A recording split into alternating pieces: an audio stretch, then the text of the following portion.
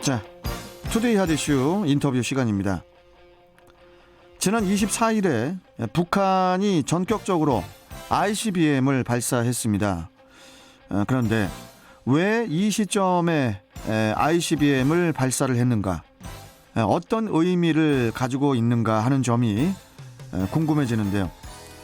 자, 이와 관련해서 오늘 최요한 평론가와 이야기 나눠보도록 하겠습니다. 자, 최요한 평론가님 나와 계시죠? 예, 반갑습니다. 최요한입니다. 예. 자, 한동안 잠잠했던 북한의 이 대륙간 탄도미사일 ICBM 전격적으로 이제 지난 24일에 발사가 되었죠. 예, 이날 오후 2시 34분경 평양 순안 일대에서 동해상으로 ICBM 한 발을 발사했습니다. 예. 이게 지금 2017년 이후 처음이에요. 처음으로 금지된 대륙간 탄도미사일을 발사한 것이고, 이걸 북에서는 화성 17형이라고 주장을 합니다. 네. 근데 한미 군 당국은 다수의 정보 자산을 근거로 이게 신형 화성 17형이 아니라 기존 화성 15의 변형으로 결론을 내렸습니다. 예. 근데 이제 앞서 지난달 그 27일과 이달 5일, 16일에 화성 17형을 시험 발사했었거든요. 예. 그 지난달 27일과 이달 5일에는 사거리를 줄여서 발사했고, 16일 발사 때는 평양 상공에서 공중 폭발해버린 거예요. 그 폭발했다는 소식 딱 듣는 순간 20km 상공이라고 하는데, 뭐 그것도 낮다라는 보도도 있고요. 그 파편 때문에 평양 시내에 저기 뭐 다친 사람 있지 않을까 생각을 했었는데, 안 그래도 어제 보도가 나왔더라고요. 예, 예. 2명이 사망했다. 또 그래요? 어떤 건물에 뭐 떨어졌다. 뭐 이런 얘기도 있더라고요. 어쨌든 근데 그 16일 날 그 초기 폭발했을 때는 관영 그 조선중앙통신이나 노동신문 등에서 전혀 다루지 않았어요. 만약에 그걸 다뤘다가는 이제 스스로 이제 그 실패 기술적 결함을 그렇겠죠. 인정하는 꼴이 되는 거죠. 근데 일단 24일은 일주일 정도 채 지나지 않아서 전격적으로 미사일 발사를 한 거죠. 모든 매체들이 미사일 발사 보도 내놨고, 특히 사진을 27장을 무더기로 공개했거든요. 예. 왜냐면 다른 데는 뭐 기껏해 한두 장 정도밖에 공개 안 했는데, 이번 27장 무더기로 공개했다.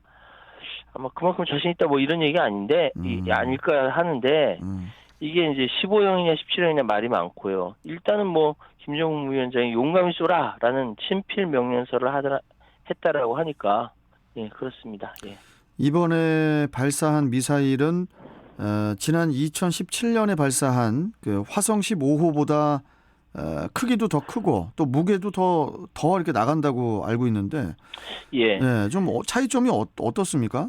일단 가장 큰 차이점은요, 발사하는 방식 차이예요.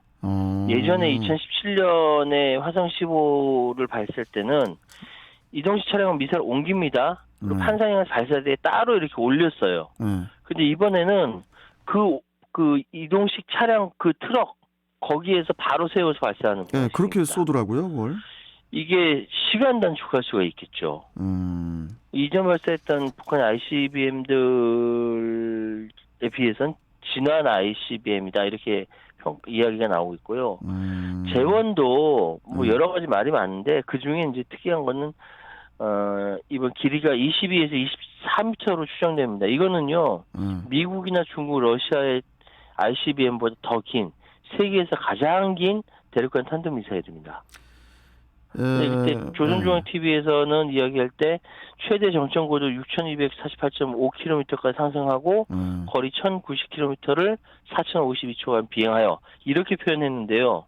이 말이 맞다면은 지난 2017년에 발사했던 그 화성 15형보다 더 나아간, 더 이렇게 뭐랄까 이렇게 북 입장에서는 진화한 괴물급 ICBM이라고 볼 수 있는 거죠. 북한의 ICBM들이 이제 계속해서 진화하고 있는 것 같은데, 이번 그 화성 17형 ICBM의 마지막 과제였던 재진입 문제를 해결했다. 뭐 엔진도 신형으로 바꿨다. 뭐 이런 얘기도 있던데요. 이 말이 많습니다. 일단은 화성 17형이 15형인지 15형 변형인지 17형인지 모르겠으나, 정점을 통과한 뒤 낙하하는 장면을 촬영한 그걸 일본 방위성에서 촬영했어요. 예. 그 동영상 공개했는데 거의 수직으로 떨어지거든요. 그거 보면서 이건 재진입에 성공한 것 같다라는 평가를 했습니다. 그래서 일본은 화성 15형 변형이 아니라 17형이다라고 얘기하고 있고요. 예. 근데 이 대기권 다시 재진입할 때는 삽시 7,000도가 넘습니다. 이거를 견디는 탄두가 이거를 견디는 기술을 확보했다라는 것이죠. 예. 그리고 이제 17형과 15형 가장 큰 차이는 엔진 노즐 차이거든요. 이 엔진 17형이 4개여야 되고 근데 이번에 2개밖에 없다라는 거지 않습니까? 그래서 15형 변형이라고 얘기하는 거죠. 근데 어쨌든 이번 화상 15형도 그렇고 이번 17형도 그렇고 이 평양에서 쏴서 미국까지 날아간다. 라고 한다면 미국의 최남단 마이애미까지 거리가 12,300km거든요. 예. 그런데 이번 그 15형 변형 또는 17형이 13,000까지 날아가요. 그러니까 미국 전역을 다 커버한다는 거죠. 그리고 이게 다탄두 미사일이라는 얘기가 있습니다. 한 발의 앞 머리에 이 3발이 탑재돼 있어요. 그러면 요격 미사일이 하나를 맞히더라도 나머지 2발은 살아남아서 미국 본토를 타격할 수 있다는 거죠. 이게 굉장히 발전이 떨어진 불입니다, 이거. 점점 지금 진화를 하고 있는데 그런데 이 북한이 공개한 그 미사일 비행 정보 이걸 좀 신뢰를 할 수 있는 건지도 솔직히 잘 모르겠거든요. 어떻습니까? 어떻게 뭐 파악이 가능한가요? 그래서 이제 북에서 발표하는 것만 보지 않고 따로 한미가 합동해서 정보 자산을 모으죠. 그러겠죠. 예, 모아서 거기에 대해서 평가를 하는 것이죠. 그래서 이번에도 이거 17형 아니다, 15형 변형이다라고 이야기를 하고 있는 것이죠. 참 이게 좀 가장 중요한 것이 북한이 왜 지금 이 시점에서 ICBM을 발사를 했는가 하는 것인데 안 그래도 지금 그 러시아의 그 우크라이나 침공으로 인해서 상당히 좀 어수선한 그런 시점이잖아요. 그렇습니다. 지난 1월 달에 김정은 위원장이 이 실험이나 ICBM 발사 모라토리엄을 파기를 검토하라고 지시했는데 2달 만에 발사한 겁니다. 그리고 이제 미사일 발사하면 여기저기서 말 많죠. 그렇죠. 뭐 내부 결속을 다지는 시도다, 국방력 과시 차원이다, 뭐 기선제압 차원이다. 이런 얘기 나오는데 하나만 하는 얘기예요. 그러니까 북은 늘 내부 결속돼 있고요. 국방력 늘 과시했고요. 미사일 한 방 쐈다고 기선제압돼 있는 거 아니라는 거 북한도 잘 알고 있습니다. 그러니까 언론에서 이런 식의 그 분석하면 안 되고요. 제가 이제 그 사실 전문가 의견들 취합하고 전화해서 확인하고 뭐 해서 한 5가지 정도로 정리를 해봤습니다. 그럼 좀 정리 좀 해주시죠. 예, 첫 번째로는 외부적 환경에 신속한 대응이 필요했다라는 거죠. 이거는 우크라이나 사태와 연계가 됩니다. 뭐냐면은 지금 그 뭐 휴전 얘기까지 얘기 나오고 종전 얘기 나오고 있는 러시아와 우크라이나 사이에서 만약에 갑자기 휴전하거나 종전하게 되면 러시아의 다음 취해야 되는 액션은 뭐냐면은 서방에 대해서 제재 풀어달라고 얘기해야 돼요. 그러겠죠. 지금 뭐 거의 뭐 그렇죠. 그러면 그때 북이 ICBM을 발사하게 됐을 때 러시아는 여기에 대해서 실드를 쳐줄 수가 없습니다. 자기 발등에 더 불 떨어지는 게 더 급하니까. 그렇죠. 그러니까 서방과 타협하기 전에 김정은 입장에서는 그 전에 발사하는 것이 합리적이다라고 판단했을 수 있다는 거죠. 예. 두 번째로는 현재의 국면 전환의 공개적인 선언이라고 할 수 있어요. 네네네. 이게 2018년 하노이 노딜 이후 지금까지 북은 대미 대남 협상 국면이었습니다. 그렇죠. 예. 지난해 1월달 노동당 8차 당대회 때 강대강 선대선이라는 원칙을 정책 기조를 밝혔어요. 강하게 나오면 강하게 대하고 선하게 나오면 선하게 대하겠다. 그런데 지금까지 쭉 보니까 협상 국면을 이제 끝낸다라는 겁니다. 더 이상 기다릴 거 없다. 예. 더 이상 기다릴 거 없고 강대강 국면이다라고 아예 대내적으로 쐐기를 박은 겁니다. 예, 그렇네요. 예. 그 세 번째로는 이제 핵 능력을 강화하는데 이제 본격화한다는 겁니다. 지금 보십시오. 미국과 러시아가 대립각 세우는 이제 어수선한 시기죠. 한국은 정권 교체기다, 또 국방부 이사계획 나오는 게 어중간한 시기지 않습니까? 예, 예. 이 시기를 적극적으로 활용하는 것이라는 거죠. 북이 지난해 1월부터 국방력 강화 5개년 계획에 따라서 뭐 극초음속 미사일이니 뭐니 신무기 개발하고 아주 굉장히 열중하고 있거든요. 이 시기, 아주 어중간한 이 시기가 핵 능력 강화를 본격화하는데 최적의 시기라고 판단한 겁니다. 그래서 이제 지난번 그 풍계리 그 핵실험장 폭파했었잖아요.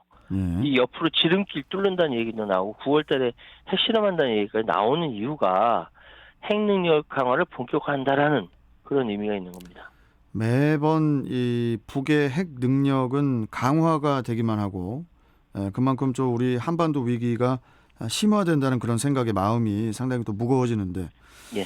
자, 그러면은 다음 네 번째하고 다섯 번째는 뭡니까? 네 번째로는 김정은 집권 10년 추적의 대내적 과시입니다. 예, 벌써 집권 10년 됐어요. 벌써 10년이 됐군요. 예. 북한은 0이나 5로 꺾어지는 해 의미를 부여를 많이 합니다. 4월 달에요. 4월 11일이 김정은 당 제1비서 추대 10주년이고 13일이 국방위 제1위원장 추대 10주년이에요. 예. 15일은 태양절입니다. 할아버지 김일성 주석 생일이에요. 110주년이에요. 예.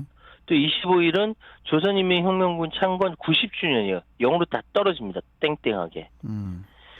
이 10년, 집권 10년을 맞는 김정은 국무위원장이 북한 주민들에게 내세울 것이 바로 핵미사일 능력 과시라는 지적이라고 할 수 있는 거죠.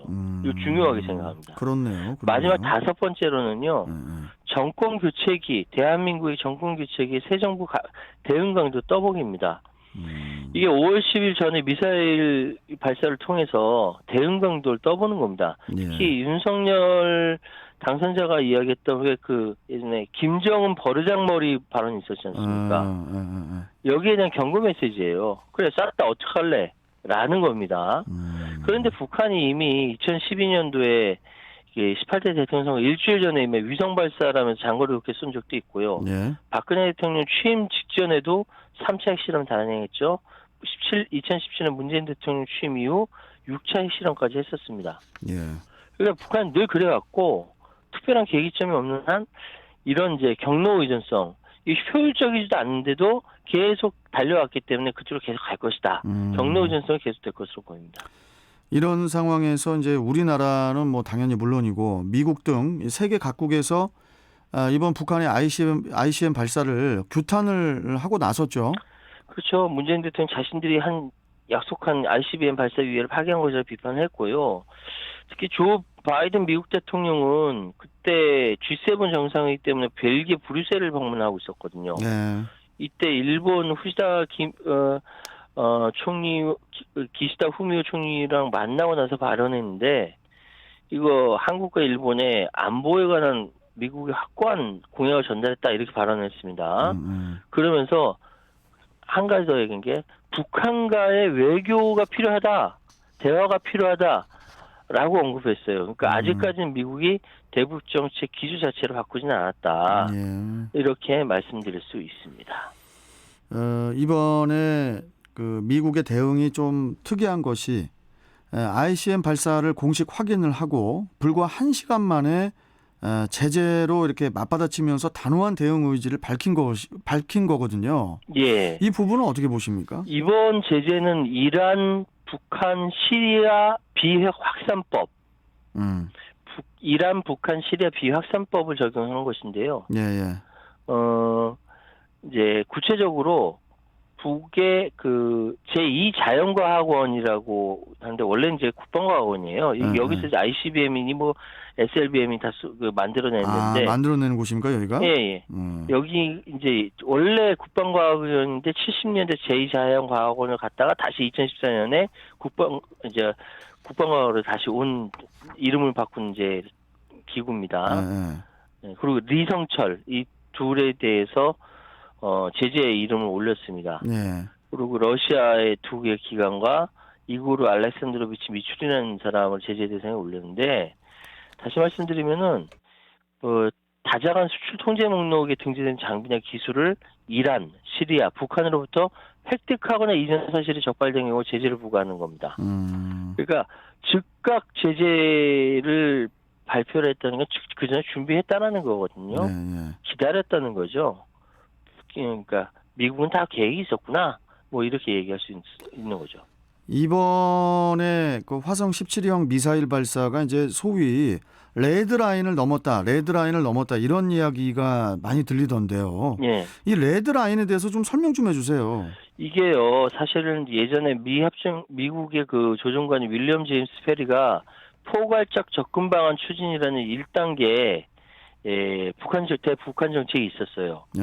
그런데 이게 실패할 경우 2단계로 압박 전술 전개나 2단계로 넘어가야 되는데 이걸 어떤 기준으로 해야 하냐? 시간 개념을 도입하지 않고 북한의 행위를 기준으로 여기까지는 넘어가지 않으니까 레드라인을 넘은 건 아니야. 근데 요거를 하면은 넘은 거야. 이렇게 결정한 걸 레드라인이라고는 이제 한국과 미국 사이에 합의 목록입니다. 근데 일단 김정은 그 국무위원장은 그때 ICBM 발사 안 하겠다고 2018년 그때 얘기했었거든요. 이번에 그 약속을 깬 거죠. 그래서 이제 레드라인을 넘은 것이다. 예. 더군다나 그 핵무기 탑재하고 쏜다면 이거 미국 전역을 다 커버하고 있기 때문에 미국은 이제 강 건너 불구경이 아니라 발대에 불 떨어진 겁니다. 그래서 이게 사실은 김정은 국무위원장으로서 오래 기다렸다라고 얘기하고 있는 것이고, 예. 그럼에도 불구하고 발사해서는 안 된다라고 얘기하고 있는 것이고요. 예. 그런가 하면은 이제 지난 25일에 그 중국의 시진핑 국가주석하고 또 이번에 그 윤석열 대통령 당선자가 또 25분간 첫 통화를 또 하지 않았습니까? 24일 날 쏘고 25일 날 통화한 겁니다. 그러니까요. 예. 예. 이게 어떤 의미를 가지고 있을까요? 그러게요. 지금 무슨 의미가 있을지 이게 모르겠네. 사실 뭐 윤 당선자하고 이야기하기로는 이제 이른 시일 내에 만날 수 있도록 하자. 라고 결론을 냈는데 사실은 선거 기간 동안 윤 당선자는 한미동맹 강화 필요성을 강조하면서 그렇죠. 문재인 정부의 대중 외교를 지나친 이념 평양 외교다 이렇게 비판해 왔잖아요. 네. 그런데 이 상황에서 미사일 쏘고 그 다음날 시진핑 주석이 윤 당선자하고 그렇게 이야기했던 윤 당선자하고 전격적으로 통화를 한 겁니다. 그러니까 한반도 안보 위기와 미국과 중국 사이의 패권 경쟁은 이게 그러니까 떨어질 수 없는 것이라는 거거든요. 그렇죠. 이 상황이 굉장히 예민한 것이고 중국으로서는 북은 자신이 통제할 수 있다. 그 자신은 해요. 통제를 직접 할 수 있는 능력은 안 될 텐데 네. 북이 말 안 듣거든요. 중국말. 그런데 그런 차원에서 근데 대한민국 놓칠 수 없잖아요. 시진핑 주석은 그렇습니다. 지금 일단 그렇게 통화를 했는데 어쨌든 첫 통화했다는 그 자체는 의미가 있고요. 예. 북한의 심각한 이 도발, 영내 긴장가 그 고조 이런 것들을 이렇게 낮추기 위해서는 어쨌든 대화를 해야 합니다. 선제 타격 뭐 이런 얘기하면 안 돼요. 그렇죠. 좀 아까도 이제 우크라이나 사태를 이야기를 하면서 제가 이게 참 이 국가가 우리가 살고 있는 이 땅이 거의 뭐 세렝게티나 다를 바 없다. 나라가 국방력이 정말 단단해야 되지 않냐 이런 말씀 드렸는데 이게 뭐 우리 대한민국뿐만이 아니라 뭐라고 할까요? 북한 입장에서도 그렇게 생각을 할 거 아닙니까? 그렇게 주장을 하고 있죠. 그러니까 미사일 쏘는 겁니다. 자기들도 국방력이 튼튼해야 뭐 미국이 됐든 누가 됐든 뭐 어디서도 무시 안 당하고 참 이게 갈수록 무기들은 진화하고 있고 참 이게 점점 두려워지기도 하는데 여하튼 좀 뭐라고 할까요? 참 이게 이럴 때일수록 긴장 고조시키면 안 되고요. 그러니까요. 서로 대화해서 문제를 잘 풀어야 하죠. 예, 그게 길입니다. 네. 자, 오늘은 지난 24일 북한의 화성 17형 시험 발사와 관련된 의미 그리고 한반도의 위기 상황에 대해서 알아봤습니다. 자, 평론가님 오늘 말씀 잘 들었고요. 또 다음 시간에 또 뵙겠습니다. 고맙습니다. 네, 감사합니다. 네, 자, 최요한 시사평론가였습니다.